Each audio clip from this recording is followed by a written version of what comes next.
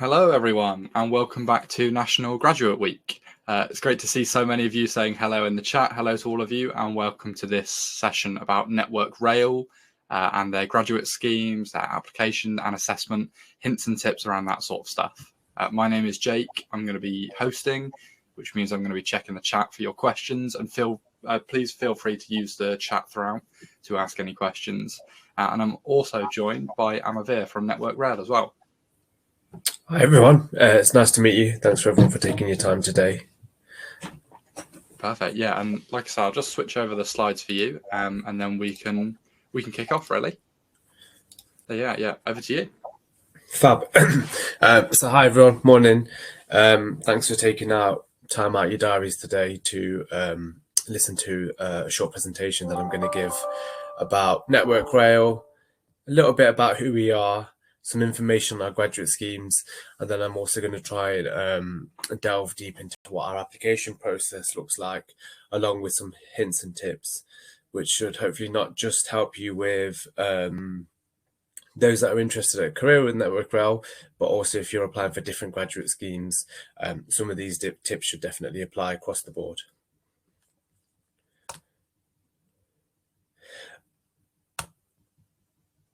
So before we go any further, if anyone's got any questions, feel free to just drop them in the chat. And at the end, we've got some time for questions. So if anyone wants to ask me anything specific, you're more than welcome to. Now, who are we? So contrary to popular belief, we don't drive the trains. But what we do at Network Rail is we operate, maintain, upgrade all the infrastructure surrounded to actually allowing trains to run. So that might be the bridges, the tunnels, the viaducts. We also own a large majority of the stations, and even assets such as viaducts and local offices sort of nearby. In fact, we're one of the larger property portfolio owners in the country. We've got a customer focused mindset, and we do this in sort of our strapline, which is we put passengers first. So the idea behind this is making sure any decisions that we make in the business or the way we act, etc., is always with the thought process and the idea of putting the customer at the forefront of all of our decisions. So despite being an engineering focused company, we are very much service driven. Because of this, we've got one of the Southeast Railways in Europe, and we've delivered some of the biggest infrastructure projects in the UK, whether that's having influence in things such as like Crossrail, HS2, or even some of our larger station builds like Birmingham New Street upgrade, which happened not too long ago. We are across the country from North Scotland all the way into the heart of Wales, into the valleys, as well as down south, all the way down to the coast, Portsmouth, etc. And we really do cover the country, hence why a lot of our roles are sort of nationwide. Because when it comes to the UK, we are here, there, and everywhere. And as part of railway being seen as a sustainable alternative to car travel, we play a large part in terms of taking lorries and cars off the road. But as part of that, we've also got a commitment to become CO2 neutral by 2050. So we've got vacancies in engineering in some of our business schemes, and these are across our graduate, year in industry, and summer placements. In terms of numbers, just to give people a perspective of sort of what we're recruiting for, we do have a large recruitment run this year.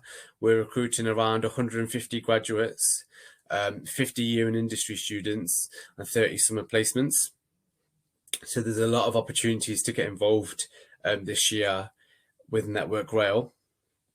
And wherever you decide to end up, whichever scheme you decide to go down, our big commitment is to make sure we provide you with the support that you need, whether that's more from a pastoral perspective to give you any support you might need just in terms of a day-to-day and you as a person whilst you're at Network Rail, or all the way through to making sure we support you with your professional development, ensuring we support you to become accredited for various different accreditations related to your schemes, and really helping to push your professional development as well as your personal. We've got a couple of support structures in place. So if you were to join Network Rail, you would have we call them a scheme manager, and that's the person who's ultimately responsible for you, making sure you get the experiences that you're after, making sure you're fine as a person and you're getting all the support you need. You'll have a placement manager. That'll be the person that'll look after you whilst you go on a small, short placement, making sure you're getting involved, getting good experiences, and really just helping and getting your hands dirty, so to speak. And then we've also got a buddy system, which is usually previous grads who have not long rolled off the scheme, who is just there to provide if you've got any questions. Sometimes you've got small questions or you don't know who to ask for certain things. There's a point of contact there for someone that's been there and done that, what you'll be going through not long ago. Now, I've touched on this before, but we're a massive artery to the UK economy, whether that's not just in terms of taking people to work, but also connecting families, allowing friends to meet each other, but also then supporting the economy in terms of freight. For example, we move a lot of freight across our rail network. And because of this, and because of the influence we have across so many different sectors, what you'll find working for NR is we have so many stakeholders. We interrelate and speak and have to work in collaboration with a large variety of different stakeholders, whether that's power companies, water companies, local developments, council. Working in Network Rail will give you a large variety of scope in terms of being able to interact with other industries too, which can only help your future career should you decide to leave. Now, we are changing a little bit, and in a couple of years' time, Network Rail is going to be renamed and rebadged into Great British Railways. It's one of the largest changes that's happening in the railway in the last 20 years or so. And the idea behind this is Network Rail and a couple of other companies are all going to come together to become Great British Railway. And it's part of our approach to becoming more customer focused. So the idea is I know a lot of the time there's a lot of fragmentation with the rail industry. Sometimes you've got to get different tickets to be able to work out a cheaper journey or a quicker journey. But the idea behind a Great British Railway is it will help to standardize processes, bring a lot of this confusion, fragmented approach to an end, and really just again trying to ensure that the railways of Great Britain are able to respond quickly to changes of the world. Now, our core values. Right, if you just bear with me a second, I just need to switch my power on. Right, now, our core values. Now, the reason I touch on these will come a little bit more apparent as we go on into the slide deck itself. But first and foremost, we are a safety-focused company. Given that we work on a live railway, it's very dangerous, not even just to our colleagues who are sort of trackside, but any sort of mistakes could also lead to harm or loss of life to passengers or to people that interact with the railway nearby, be that, for example, people who live next to the railway. So therefore, it's imperative in all the decisions that we make that safety is the key driver and the first thing that comes to mind with any activities we do. Hence why we're still one of the safest railways in Europe. We care about our people and we want people to be able to bring themselves to work, their whole selves. We try and provide as many support mechanisms in place to really just empower people to do the best that they can do. Teamwork is critical. Without working in teams, whether they be small gangs or larger, wider teams, nothing will get done, especially in an industry as complicated as ours. So being able to interact with each other, work with each other, build on each other's ideas, as well as challenge appropriately is so core to us.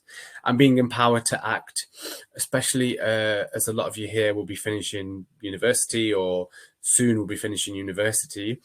Often when you're joining organizations, you actually have a chance, you have a fresh pair of eyes, is what we like to call it.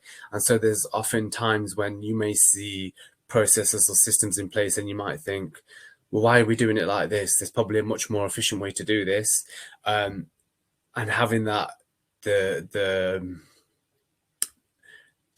sort of the gravitas to be able to shout up and speak, to say, hey, maybe we could do things this way, maybe we can do things that way, is absolutely encouraged at NR. And we always try and encourage it to allow employees to be empowered. So if there are any changes we can make to offer a better service, a more cost efficient service, we'll always encourage that.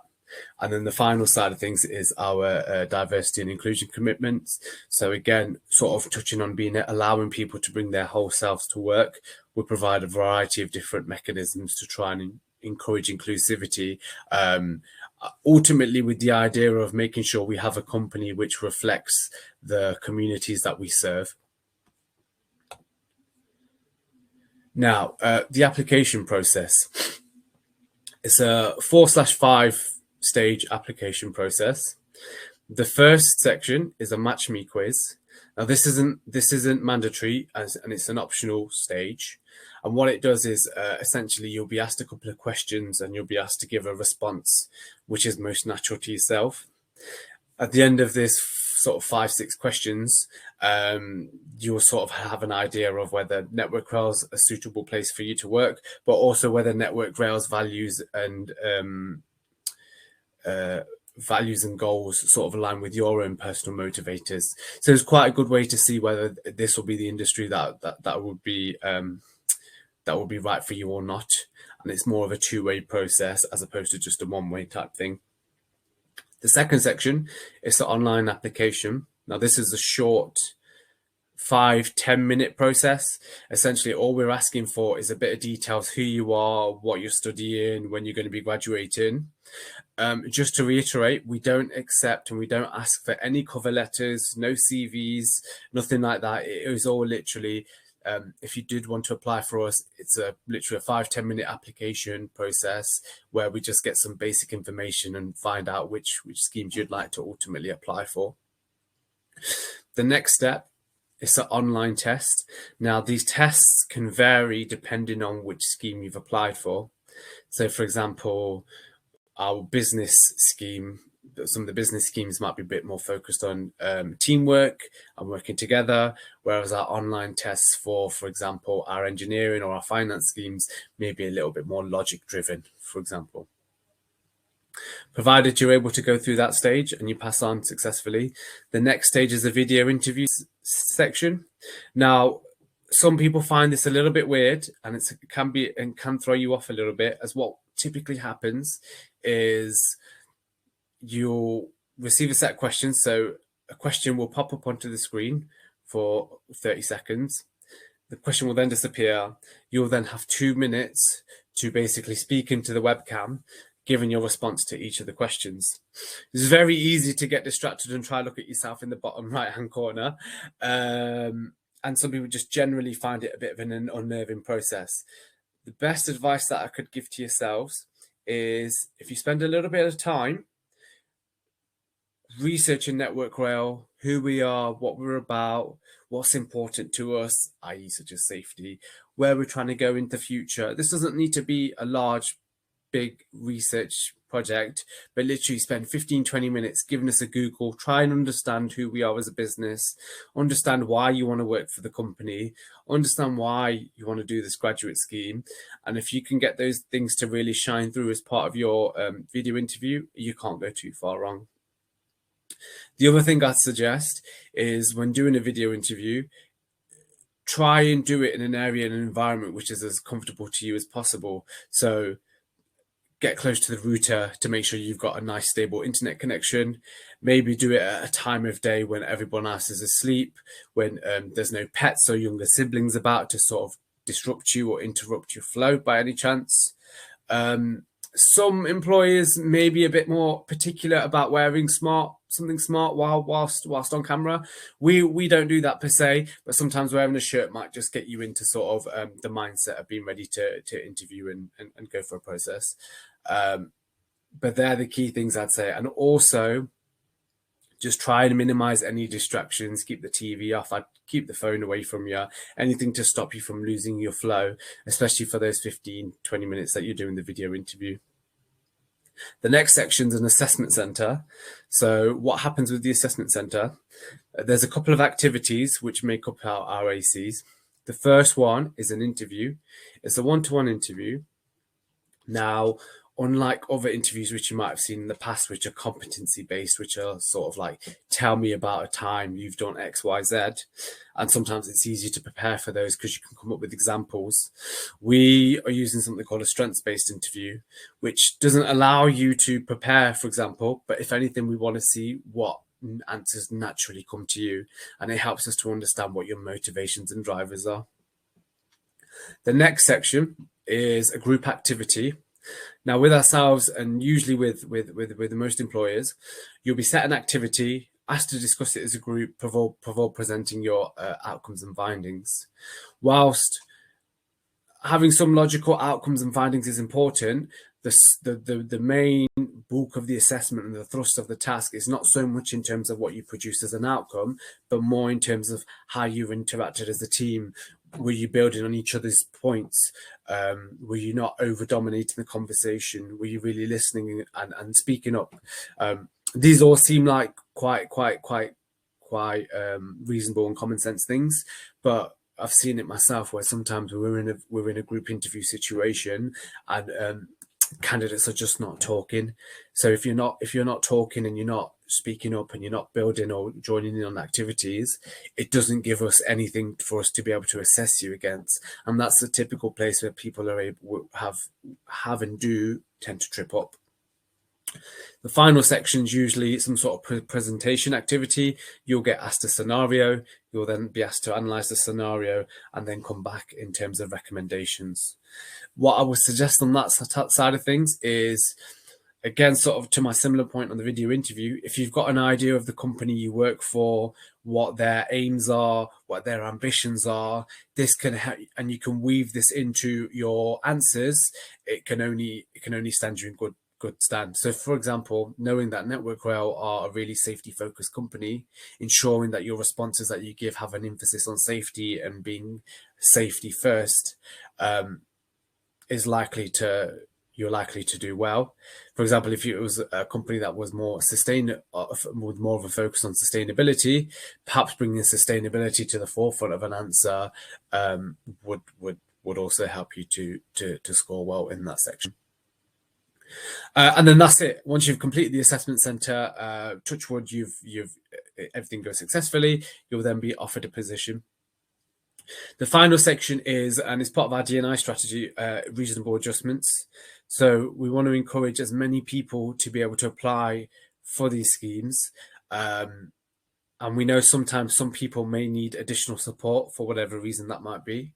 What we do as part of our process is throughout each of the activities, there's lots of places for you to declare whether if you have a disability or if you require additional support. But in terms of our processes, if you were to select that, and I encourage those that require it too, you'll then have a conversation one-on-one with someone from the team, and we'll try and work out a bit of a plan in terms of what best support mechanisms can we give you, so you're able to just give the best shot that you can on the day itself. Typically, this might be things like extra reading time. Now, I'll quickly just whistle over the graduate schemes that we've got available and some of the benefits, as well as some of our placements. So our engineering schemes, we've got 3 streams. So they're civil, mechanical, and electrical engineering schemes. Now, as part of this, the only prerequisite that we do have is that you have to be accredited to either the IET, the IMechE, or the ICE to apply for these schemes. Most of our schemes are quite open, but because we support chartership when you're on the scheme and beyond, we do ask that your degree has to be accredited by those certain bodies. For all of our schemes, The requirement is to have a 2-2 from university, and all of our grad schemes, they vary in length from about sort of 1 year to 18 months to 2 years. But each of them have a rotational element involved. So you'll be able to try lots of different areas of the business before then going on to find an area which suits you and which sort of interests you the most. So yeah, that's across our engineering schemes. We've also got that for finance, which is focused all in terms of management accounting, our accounts receivable, payables, etc. Now, network strategy planning and analysis scheme, that's about the focus of where the railway is going to be in the next 20, 30, 40 years. So understanding passenger demands, what capacity do we have on the railway, and how do we make sure we link the two together so we've got a railway fit for the future. Our operations and general management scheme, this is focused on the running and the day-to-day delivery of the railway. So, for example, you could be involved in working at our local stations. You could be going to signalling school to learn how to operate the signals which allow our trains to pass, or you could be working in one of our incident teams. It's a broad scheme, but you really get, and with that scheme, you also get a chance to work quite closely with some of our industry partners. So it could be some of the other train operating companies like Avanti, for example. But it's very much focused on the day-to-day delivery of a railway. The next scheme, commercial and procurement, being a massive government body with funding cycles of sort of, I think this 5-year funding cycles, we've got around 45 billion. We have to do a lot of purchasing, working with a lot of suppliers, working on a lot of contracts, etc., to ensure we're able to procure certain services. And our commercial and procurement process scheme will take you through all the different elements that we have as part of our C&P protocols. Our project management. So again, working on some of our larger projects that we have involved across the country, whether we're developing, upgrading new services, new schemes, new infrastructure, all require a strong, heavy project management element. And as part of that scheme, what we'll do is we'll take you through the whole project management life cycle to ensure you're able to understand how projects run from sort of the initiation phase to right till completion. Our property scheme, again, with the property scheme, we have some specific prerequisites, and that's you need to be accredited by a RICS accredited degree, and that has to be on the commercial pathway because of the accreditation we support later down the line. And then we've also got IT and business services scheme. So this isn't just about the IT, for example, which all the colleagues manage and support for that, but because obviously we're a live railway, how do we send data? How does data get used? How do we ensure we're using it in a quick and efficient way, but also being critical infrastructure assets to the UK, ensuring that for example, our cybersecurity teams are there to ensure that everything we do is protected and safe from any sort of hackers or external vulnerabilities. In terms of benefits, the important stuff, starting salaries 26,500. You receive a welcome bonus of 2,000. You'll get 28 days annual leave, and that doesn't include the public holidays. You'll get an interest-free season ticket loan. And we've also recently started a new scheme where you're able to receive 75% off any travel, whether that's personal or domestic or pleasure as well. Aside from that, there's a whole host of other benefits that we receive, money off phone contracts, shopping, etc. But these are just, as well as pensions, cycle to work schemes, etc. But these are just some of the poignant ones that we offer. And obviously, being a grad year and industry placement student, you'd have access to these. So our year in industry placements, we're offering them in engineering again, and then we've also got our project management, operations, finance, and IT and business schemes. But with those ski programs, it's 17k prorated because you're doing about 10 months in total. And again, sort of all the usual benefits that you'd receive as on the graduate scheme or as a permanent employee. But also, if you do well in your year's placement, most graduates do get most people do get fast tracked straight onto our graduate scheme once you finish university. So no having to go through the whole rigmarole of assessment centres and assessment processes. And that's it really from me. I just wanted to give a quick whistle stop tour about Network Rail, who we are, the opportunities we've got available. A massive thank you for everyone taking the time out today to hear a little bit more about us. We are live for applications. We went live last week, and we're looking to go live, and we're looking to run these at the application window till December. But what I would say is for a lot of schemes, we do receive a lot of interest, and we will close once we receive enough applications. So if you are interested, please, if nothing else, fill out the 5-minute application, because then at least your name's in the hat and you can go from there. But if anybody does want more information, I've left a QR code up here so people can register your interest to find out more. Awesome. And that's it from me. Does anybody have any questions at all? Yeah, we've got loads of questions in the chat, so I'll do my best to try group them up for you. I know quite a few of them would have been answered throughout as well. So if you have asked a question earlier, it might have already been answered halfway through. There's a couple questions about visa sponsorship or sponsorship for people from abroad. Could you talk about that a little bit, please? Yeah, sure. So when it comes to visa sponsorships, we don't provide the sponsorship directly, but if you are to receive an offer from us, we'll give you the letter that allows you then to go and apply for sponsorship, but letting them know that essentially you've got a position at Network Rail. Awesome. Yeah, nice one. Thank you. I hope that's helpful for you, Josephine. Question from Tom asking about how much responsibility grads get, especially on large scale projects when they start. So what could you expect in terms of responsibility? So you won't be making tea and photocopying, that's for sure. But what we try and do with our grads is you get very much immersed into the data. Obviously, there'll be things that you can't do at the beginning of your scheme, and we will require further training, etc. Which is why throughout the scheme, you'll go on several training modules where you'll learn things, learn certain bits of different bits of machinery, plant, etc., but also then ensure that you've got the right I don't want to say skills, I want to say skills, but sort of the right qualifications to operate certain bits of equipment. As you get that and as you get the training, you're very much sort of thrown in, expected to get involved, help a local team member. Whilst you are a grad, when you are on your placements, you're just like another one of the members of the team, and they'll absolutely get you involved in all the nitty-gritty day-to-day activity. So there's lots to do. There'll be absolutely lots to do. Awesome. Yeah, nice one. Thank you. I've seen a couple of questions asking if they can have the link as well as the QR code here. What I'll do is at the end of this, I'll pop it into the chat so people have got it. Awesome. Yeah, nice one. Thank you for that. A couple of questions have come through about the interview process and the application process. So I don't know whether maybe it's easier to go back to that slide, but certainly one of them was about the questions you use in interviews.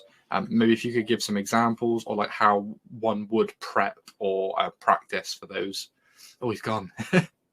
He's jumped off by accident. He'll be back shortly, I'm sure. I can see he's just joined again. Yeah, I was worried you just left. Sorry, I went to type the link into the chat and I disappeared. That's okay. Yeah, so I was just asking about like questions. Maybe if you could give some examples of like the questions you use for the process and like how someone would maybe prepare for that or practice. I think preparing for the strengths-based interview is a little bit more difficult now because we're trying to move away from being able to almost prep for an interview, if that makes sense, but more we're after natural responses of things that you might say, for example. So I don't know, for example, an example of one of the questions could be something along the lines of, let me think. Let's go on the safety. Why does safety matter to you, for example? And it's about just trying to understand why safety is important to you, what your ethics, what your values are, why you believe it might be important, as opposed to an old question might have been, for example, can you tell me about a time when you've been safe? That's sort of the difference in the two. The second one you could have prepared a little answer for in terms of a previous example of when you've had to be safe, etc. Whereas in the former question, it's more about trying to understand why that applies to you and where those values come from. Mm-hmm. So it sounds like it would be a bit easier for people who maybe aren't as natural for like interviews. It's just more like about actual people. Having an actual conversation rather than absolutely, absolutely. Now, don't get me wrong. As part of that, if you've done stuff sort of in the past, things and examples that you can bring into those questions and answers, by all means, absolutely go for that, because that can help to add some weighting to your answers itself. But yeah, that's what I'd say for sure. Mm-hmm. Awesome. I know you mentioned it earlier as well, but Grace asked in terms of like dress code for video interviews, whether it is smart casual or like formal, or is that included in like an email when you get the information? Yeah, so we'll always, throughout each process, you'll receive some comms to make sure you fully understand what's going to happen in terms of each activity. We're not too bothered about what you dress like, to be honest. I would say, just from a good practice perspective, even though we don't really necessarily assess in terms of like what you'd be wearing, if you are going to be doing video interviews with other competitors, sometimes they do. So if you are just in the habit of, okay, I've got a video interview, let me just chuck a shirt on. You do the classic shirt, short, sliders combination. But that's what I would say, just from a personal perspective. But NR, we don't assess your dress code. Okay, perfect. Thank you, Amavir. Daniel's put an interesting question. Maybe this takes us down a different line of a couple of questions. So you talked about assessment centres, and that it sounds like there would be various assessment centres.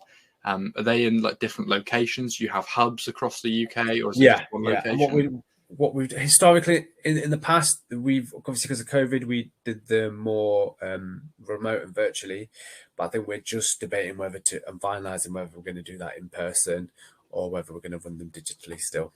But it's all like other people, assessors, like we get loads of volunteers for people that are interested. Usually it's former grads that get involved, because everyone just likes to help out, and it's a nice thing to almost do, especially if you was a grad like sort of 10, 15 years ago. It's almost just like sort of paying your dues. What I would say on it is please don't worry, it's not like a Dragon's Den grilling type thing. Everyone's really there just to try and encourage, support, and we just want to see you do the best that you can. Perfect. Yeah, and I suppose that leads on to another question as well, where you mentioned about job rotation as well for grads. Is there travel involved there, or is it all like hybrid, or is it all virtual? Typically, there's a fair bit of travel involved, but it just depends in terms of the scheme. Most of our scheme, the good thing about Network Rail, there's a lot of opportunity to travel here, there, everywhere across the country. That's the one thing you'll do plenty of if you so wish. But it's all about, and I guess this is why we do the assessments, etc., is those people that network well, try and take the opportunities, go and see. There's so much you can see in that 2 years, especially while you're not a regular employee. For example, even with our engineering schemes, the first 6 months we do a thing called business familiarization, which is basically you go anywhere in the business not related to your scheme to just find out more, understand more about how the railway network works, etc. So there's plenty to see. There's plenty of opportunities to travel nationally, etc. If you so wish. Some people would prefer to stay local, and that's also absolutely fine. Mm-hmm. Yeah, no, that is interesting, because like you say, especially with now how things are hybrid and virtual, feels like the opportunities to actually get out and do different things are not as not as much as they were. There's a question come through from Charlotte about she's been really struggling to get onto a graduate scheme after graduating during COVID. Would it be worth them applying for one of your apprenticeships? Is that allowed to apply for multiple different ones? So you could apply. So in terms of multiple, you can only apply for one scheme per intake. Now, in terms of apprenticeships, you're more than welcome to sort of go down that route. And there's nothing stopping you, to be completely honest. It just depends. What I would say is have a look at the schemes, see which ones interest you, then have a look at the apprenticeship schemes to see what interests you. Don't necessarily go on let me get in somewhere and do anything, because that might you might shoot yourself in the foot a little bit later down the line and do something you don't necessarily enjoy. But being a grad, when I was applying for graduate schemes and stuff, sort of my own personal advice is don't give up, just persevere, and keep applying. You'll find something. And the other thing as well is it's almost like the more you apply to different graduate schemes, the more you apply, the more assessment centres you go to, the more application process you go to, you'll start to figure it out. And sometimes it comes a little bit more muscle memory, but as you become more in tune with it, less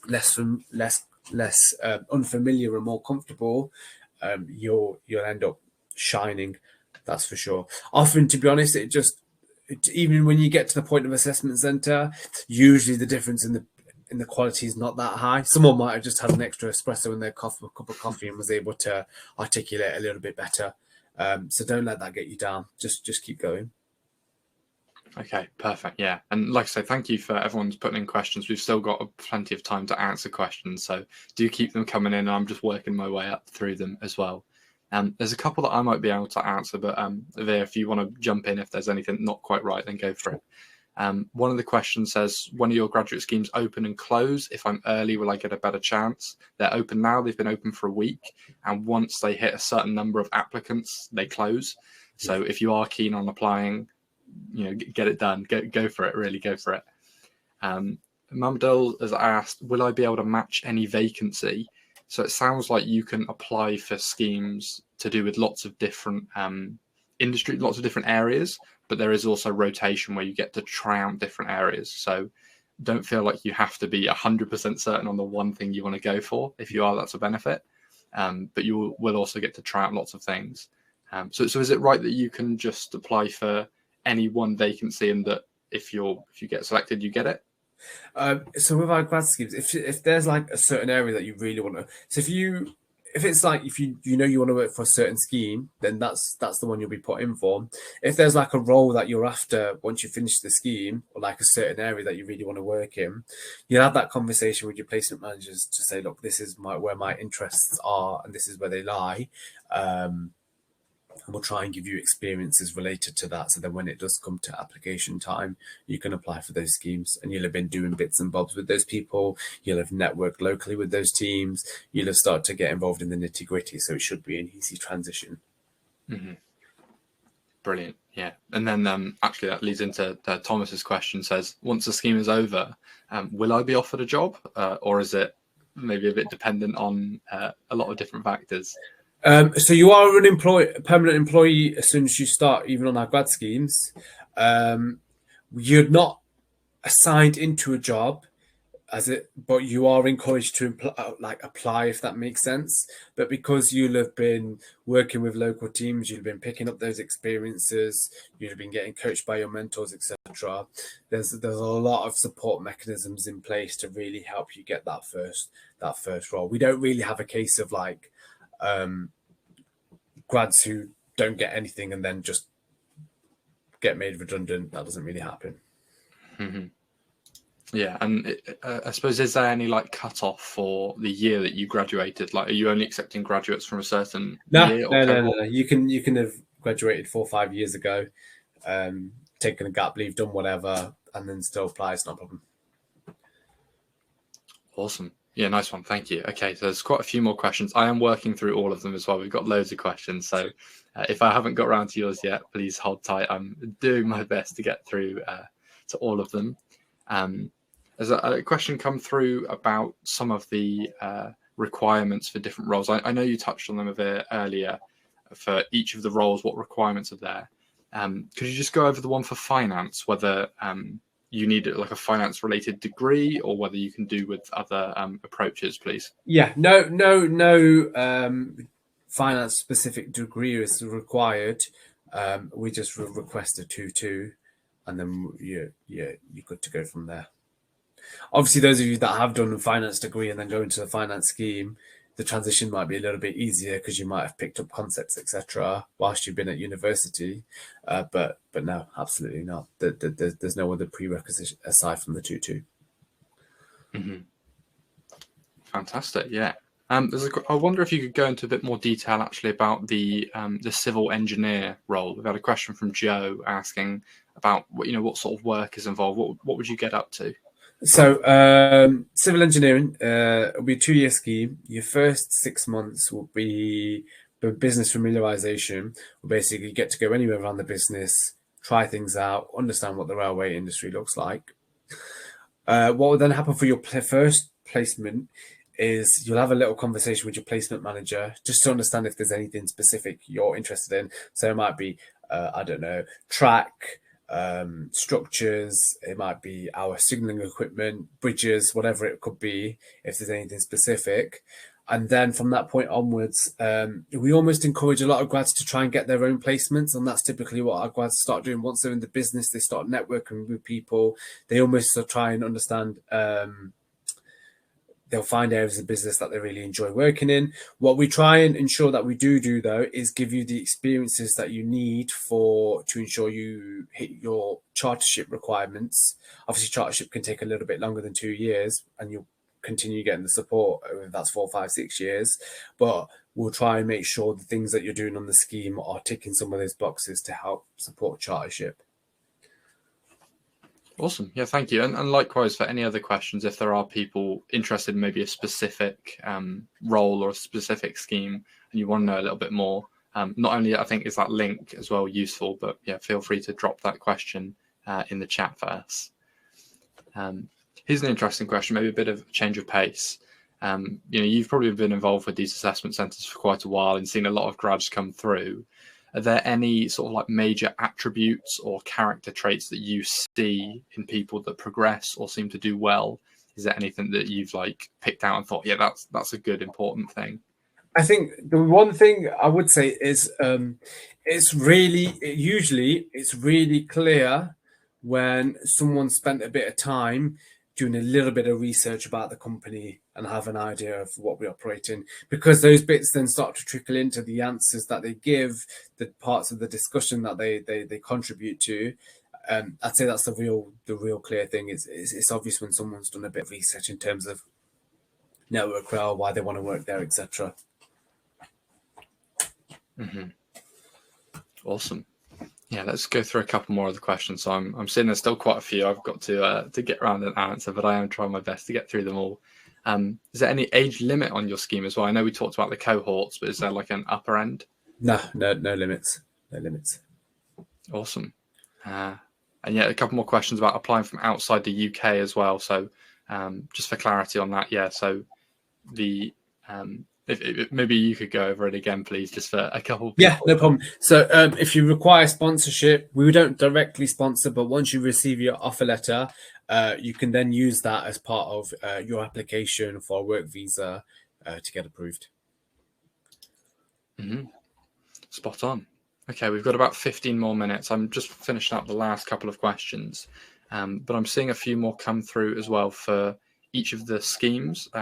So I'm wondering, Aveer, whether maybe you could go back a couple slides to the one with all the different schemes on them and just run through quickly in terms of, once again, what like requirements maybe you need for each of them. Yeah, that's the one. Yeah. Cool. So 2-2 is what we require. For our engineering schemes, as I mentioned, we just need you to be accredited with the IMechE, the IET, or the ICE, which hopefully to all my engineering students makes sense. To everyone else, it probably just sounds like a load of letters, but they're the awarding bodies that we basically, the reason we require those is because then we'll charter you to one of those bodies. That's why we need them. That's why it's one of those prerequisites. The rest of them, though, are 2-2s. That's all we require. Aside from the property, sorry, I should have said. The property one also, it has to be a RICS accredited degree, which has gone down the commercial pathway specifically. But the rest is, you can, any degree, as long as there's a 2-2, you're more than welcome to apply. We're less bothered necessarily about the degree and stuff, but more the skills, the values, the attributes that you have. Awesome. Okay, there's a couple of questions come through about culture. I know you touched on values earlier, but maybe you could talk about not only like what the culture is like, but maybe how much it's changed given what's happened in the last 2 years. Yeah, I think culture's quite good at Network Rail in terms of one thing that gets bandied around a lot is like railway family, and it feels like a family. I think there's very much a culture of looking after each other, trying to help each other out, supporting each other. And we're great when it comes to a crisis. When there's a crisis going on, everyone mucks in together, like all the red tapes and stuff get stripped back. Yeah, I can only sort of speak for myself, but yeah, I think the one thing you realize that everyone is in it together, and I think that's probably what makes Network Rail such a good place to work is people are generally welcoming, kind, supportive, and just everyone's just trying to crack on and do their best. Nice. Yeah, I hope that's helpful for you, Molly, that question. And I suppose one for me, how much has it changed in terms of hybrid working or like virtual remote working? Has that been a big change? Has that been like a good change in your opinion? Yes, I think so. To be fair, we've always been quite flexible with our remote working policies and things like that in the past. So it's not been revolutionary for us because we've already been relatively quite versed in working in that manner. How that sort of works now is, don't get me wrong, there's certain roles and certain jobs and certain things which you can't be remote for. If you need to upgrade railway infrastructure, you need to be boots on the ground. But what happens now is how people work in terms of what days people are in, how often, etc., has just been left locally to be managed by each local team and each local line manager. So say, for example, people that are in a more of an office-based role, they might only go in once or twice a week. Obviously, someone that needs to be more, some of our engineers might be in sort of 3-4 times a week, and then if they don't need to be trackside, then they'll probably just work from home. Me personally, I go in like once a week these days. Every sort of Thursday, all of our team, we try and get in together. And the lunch is good on a Thursday, so that's why we're there on a Thursday. Yeah, that's the reason you're going on that day. Yeah, absolutely. So it's everyone's well versed in it now. Everyone's really encouraged and sort of runs with it. How often and how much just depends on what you'll be doing and what your team does locally. Okay, yeah, that feels like it makes sense. Yeah. We've got about 10 more minutes, so again, any more questions, feel free to pop them in. As far as I'm aware, I'm not sure if we can get the recording of this session over, but I will have a look and see if we can. Feels like something we should be able to do. Here's a question from Abdul. How can I show my skills if I don't have work experience? So you mentioned about, I suppose you don't have these like competency-based questions. How would you go about approaching that? So to be expected, a lot of time people coming in on our grad schemes, we're not expecting you to have a whole host of work experience. I think the key thing is if you can show some of the activities that you do in a day-to-day basis, whether you might be part of a society, you might volunteer at a charity, whatever, you might play for a local sports team.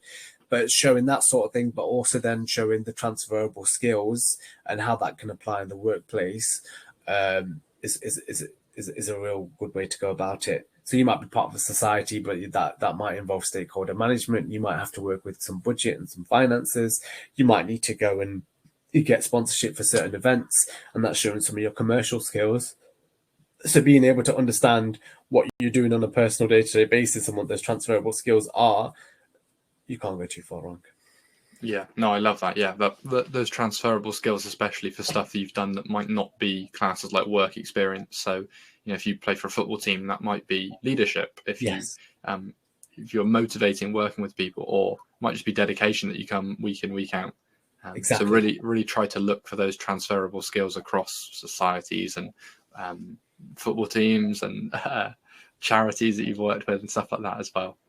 And to be fair, that's probably not just for us. For most early careers recruiters, if you can do that, you can't go too far wrong. Mm-hmm. Perfect. Charlotte has asked about when the scheme starts. If you apply and are successful, when can you expect this scheme to kick off? So next year, September 2023, things will kick off. Okay, perfect. So you've got a while now. And then, like I said, the applications are open. So do get involved now if you want to get your application in. We try and time it. So just with the academic year. So once you sort of graduate or if you're going into your third year, for example, you'll come off, finish summer, and then start with us in September. Awesome. We got a question from Sarah, who asked, I'm doing my master's from the UK, but I've done civil engineering in India. Am I eligible to apply? Yeah, absolutely. It sounds like you are. And then with the sponsorship, as we mentioned earlier as well, that's all stuff that can get sorted. So absolutely send your application across. Daniel's asked about your office in London. Is it the one near Euston? I suppose, how many offices do you have all over? Is it? We've got so many. Yeah, I couldn't even give you a number, but we are literally up and down the country. We've got loads in London just by itself, but yeah, we are here, there, and everywhere, quite literally. Yeah, no, that makes sense. I was going to say, I'll put you on the spot to name, each. Is this your local branch? My geography's never been as good as it has been since I started working for Network Rail, that's for sure. Yeah, absolutely. Yeah, you get to travel a lot, I suppose, and you see literally. lots of different places as well. Emmanuel's asked about those who've already graduated. Yeah, there's no upper limit to when you graduated if you want to apply. So yeah, absolutely go for it. You don't need to worry too much about that. I feel like I've probably got to the end of the list of questions now. So if I, like I say, have missed yours out, or maybe you need like a refresher on them, feel free to drop it in the chat again. The other thing I'll ask, I don't know whether you wanted to have a quick look now for the link of the QR code, because I think a couple of people maybe have not been able to access that at all. Right. There you go. Awesome. That was quick. Denzel's asked a question, maybe a more personal one for you, which is, what is your favorite thing about Network Rail, and how has that maybe helped your career or maybe your like personal development as well? I guess two things. I think the first thing is we're massive, and you don't really realize the scale of how much we do and what we do. And because don't get me wrong, I can sit here and present and try and give a flavor, but it really doesn't do justice to the size and scale of the operation that we run. And you only really sort of start to understand that once you start the business. I know people that have been working here 30, 40 years and they still don't know everything that we do. It is that big and therefore that varied, and therefore gives you an opportunity to go left, right, center, sidestep into different positions, etc. It just gives you scope for a whole career, if that makes sense. And then just the second part of it, I know you only said one thing, is just the caring element in terms of things. People generally, you generally looked after pretty well, but also we all try and help each other out as well. And there is quite a good solid support network in place as well. Yeah, that's good to hear. You mentioned a bit about like moving like side to side or going into different areas. Was this maybe always the role you thought you would be doing, or have you taken like a very linear route to get here? In all honesty, I sort of fell into this role by chance. Once I finished my graduate scheme, I was doing as a HR business partner for a bit, and this opportunity came up, and I was like, "Oh, I was a grad. How hard can it be to recruit them?" It turns out there's a little bit more involved, but but yeah, for me, it was a chance to just sort of almost. I'm on the other side of things now, where I did enter and I was applying, sort of where pretty much all of you are at the moment, applying for different graduate schemes, and industry schemes, etc. The idea to have a chance to be the other side of the fence and to try and encourage people to come and work for us just, really suited me. Yeah, and you touched on as well that there's like a lot of people and there's like quite a big scope to Network Rail. Jack's asked, how many employees do you have like working for you as a company? I think we're at around, don't quote me on this, but I think we're about 37,000. Okay, wow. So yeah, very, very, very large scope there. Yeah, absolutely. I wonder if you could go back to one of the slides a little bit further on. I know Abdul's just asked about HR graduate schemes, which it Yeah. So on the HR grad scheme, so we don't do a HR graduate scheme anymore. We used to back in the day. If you want a specific HR experience, you're probably better off going down our ops and GM pathway because there you've got a chance to work with local HR teams, etc. And that's usually how we cover people who want some HR experience now. Mm-hmm. Yeah. Okay. Fantastic. Yeah. So that's sort of like operations, general management is probably the most relevant route to go into those paths. And then once you're in, you can rotate your placements towards more HR focused work. Mm-hmm. Yeah, and that's actually Beth's question as well. So is there an option to rotate across the business? Have you always worked in your job, or have you changed? So I know we just maybe touched on that your path was a bit different, but the rotation throughout maybe your scheme or afterwards as well, please. Yeah, so in terms of rotations, absolutely. All the schemes are geared up to offer that sort of rotational nature, just to give you a holistic approach to the business or certain areas. So, like for example, finance, you'll understand sort of business partnering, management accountant, financial accountancy. You might work in our accounts payables, receivables departments. You might be working in budgeting, forecasting, etc. So the idea is there's lots of placements just to give you an idea and scope of what it's like. So then when you do bounce off into your proper job, so to speak, you're ready. Mm-hmm. Yeah, no, I think that's useful as well. Get a bit of experience doing lots of different things. Thank you, Tom. Thanks, Abdul, as well. So George has asked, are you involved with like train drivers? No, not quite. I know we touched on it very early on, so if you missed that, then apologies. But yeah, not involved with that sort of thing in terms of rail, more so the infrastructure and sort of like boots on the ground, that kind of thing. Class has asked, do you get a qualification after you finished the schemes? Yeah, the qualification will just depend on what schemes you apply for. So finance might be a little bit more SEMA related, property will be more RICS appropriate, your engineering will be more chartership. So the answer is yeah. Your IT, you might get some sort of technical qualification. Your project management might be like a Prince 2 or an APM. So yeah, we do support for the qualifications and accreditations. A lot of the time, the qualifications we will encourage you are the ones that like professionalize what you're doing, so to speak. Mm-hmm.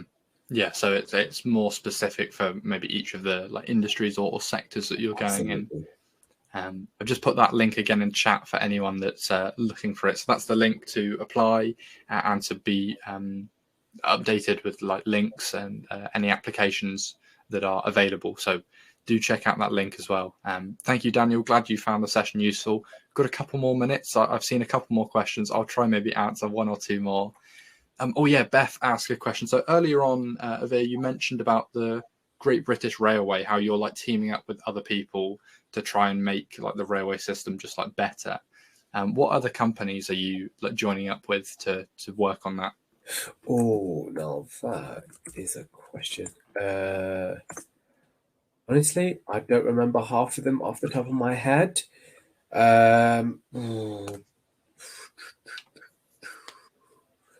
I'm going to pass on that because I can't remember off the top of my head.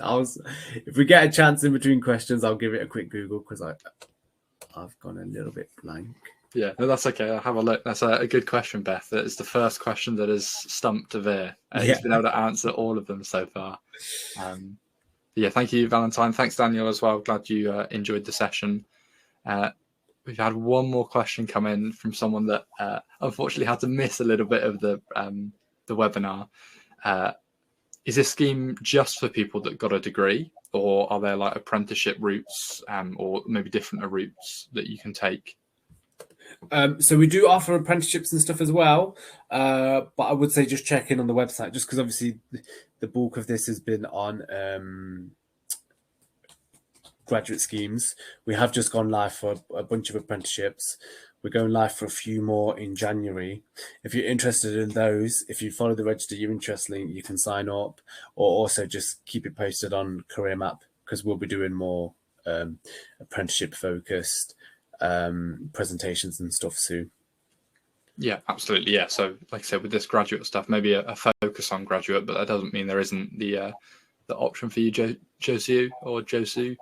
But once again, there's that link. I'll pop that link in again, but we've run out of time now. We've managed to get through so many questions. Thank you, everyone, for engaging and asking all those questions. It's brilliant that we've had so many interesting perspectives.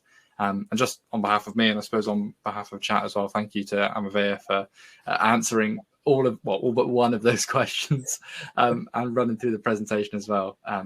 So that's thanks from Charlotte, thanks from Iram, Abdul, Beth as well. But like I said, that is all from us now. So we got to say cheerio and maybe go get some dinner. So yeah, thank you from me and from yourself, Avir. Cheers. Take care. Thanks everyone for your time. Appreciate it. Thank you, everyone. See you soon. Bye. Yeah.